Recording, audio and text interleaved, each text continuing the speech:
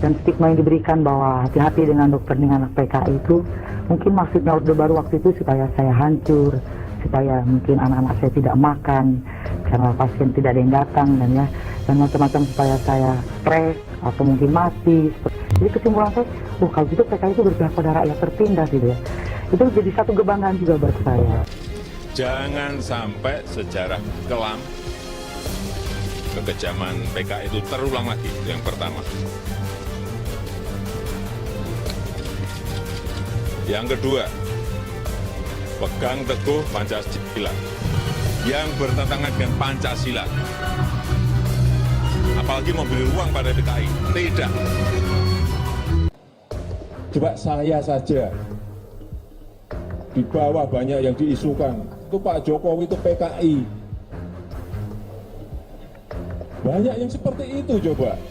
Padahal PKI dibubarkan tuh tahun 65. Saya lahir 61, berarti saya baru umur 3-4 tahun. Masa ada PKI balita? Wah, lihat di media sosial, Presiden Jokowi itu PKI. Coba. Ini dosa saya sebetulnya dapat terwujud. Sabar, ya Allah, sabar. Iya dong, jangan hanya untuk membohongi rakyat. Lama-lama saya kesel, tadi saya nanya, ini viral apa enggak viral, oke.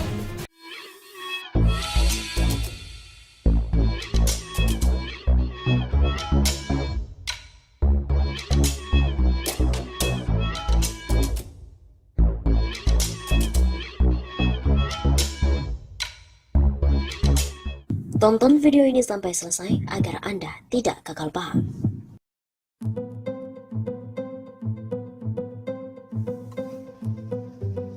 Jokowi tak berani gebuk Ripka Ciptaning karena dia ibunya Ketum Gerwani. Belum lama ini beredar di sebuah media sosial Facebook sebuah unggahan foto salah satu anggota DPR RI fraksi PDIP, Ripka Ciptaning, dan foto tersebut diunggah oleh pemilik akun Facebook Dian Limaran dengan menyertakan sebuah narasi berbunyi, "Saya PKI, Jokowi tak berani gebuk saya karena ibunya Ketum Gerwani PKI." Tulis akun Facebooknya dari Dian Limaran. Unggahan foto beserta narasi yang sangat panjang yang ia bagikan dalam sebuah grup dengan nama Anies Sandi menuju RI 1. Pada narasi postingan tersebut disebutkan bahwa Jokowi dan silsilah keluarganya merupakan simpatisan dari PKI. Mengutip keterangan unggahan dari laman Instagram Mavindo @TimbergHoaxID, oleh mantra Sukabumi, Ripka Ciptaning tidak pernah mengatakan "saya PKI", melainkan hanya menulis kalimat "aku bangga jadi anak PKI" pada judul bukunya di tahun 2002 silam. Seperti diketahui, sejarah PKI terdiri dan berakhir setelah gerakan 30 September 65 yang kemudian disusul dengan pembantaian secara besar-besaran terhadap anggota dan simpatisan PKI. Dalam ketetapan MPRS nomor 25 tahun 1966 pun juga sudah jelas tercantum bahwa PKI telah dibubarkan, sehingga saat itu juga tidak ada lagi aktivitas PKI di Indonesia. Selain itu juga melihat kelahiran Ripka yang lahir pada tahun 1 Juli 1959, maka tepat pada tahun 1965, Ripka Ciptaning baru menginjak usia 6 tahun. Adapun asal-usul keluarga Jokowi pernah dituliskan bersama oleh Wawan Maswondi, seorang dosen UGM, dan juga Ramdon, seorang dosen UNS, dalam sebuah buku Jokowi dari Bantaran Kalianyar ke Istana, yang diluncurkan pada Desember 2018 dan bukan buku Jokowi Undercover yang dilarang oleh pemerintah. Dalam buku tersebut diketahui bahwa kakek Jokowi dari jalur ayah, Lamidi Wiryomiharjo, merupakan kepala desa di Desa Kerajaan Karanganyar yang telah menjabat sejak tahun 1950 hingga 1980-an. Pada masa Orde Baru, jika ada orang yang memiliki sangkut paut dengan PKI, tidak mungkin terpilih menjadi kepala desa. Kemudian, ibunya Sujiatmi lahir pada 15 Februari 1943 di Desa Giriroto, Ngemplak, Boyolali, Jawa Tengah.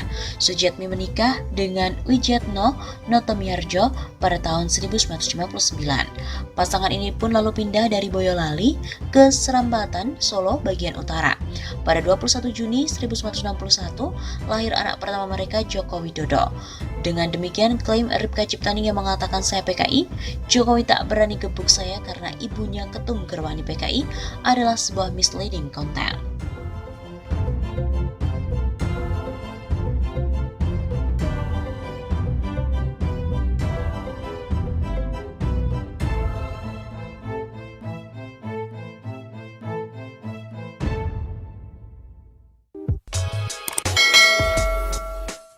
Megawati pun protes. Bung Karno, saya dan Pak Jokowi dituduh komunis. Nalarnya itu di mana? Tudingan komunis yang kerap dilontarkan baik kepada Soekarno, Jokowi sampai dengan PDIP membuat ketum PDIP Megawati geleng-geleng. Sebab menurut Mega selama ini Pancasila adalah pijakan utama partai dalam berpolitik. PDIP sendiri adalah partai nasionalis. Partai itulah tempat kita berpijak untuk berpolitik. Kita ini partai nasionalis. Semua inspirasinya datang dari proklamator kita yang orang boleh saja tidak senang. Malah Bung Karno pernah sementara waktu dibilang komunis, saya anaknya dibilang komunis. Saya kalem saja. Loh, aneh kan? Kata Megawati dalam pidatonya di pembukaan sekolah calon kepala daerah PDIP gelombang 2 yang dilaksanakan secara daring pada hari Rabu 26 Agustus.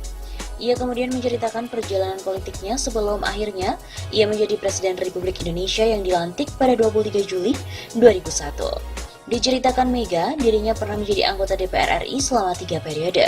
Ia kemudian dipercaya untuk menduduki kursi Wakil Presiden di era Presiden Abdurrahman Wahid atau Gus Dur.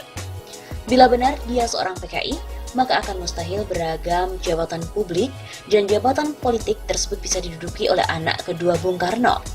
Saya pertama kali jadi anggota DPR zaman Pak Harto. Jadi saya kena screening tentara. Kenapa saya bisa lewat atau lolos?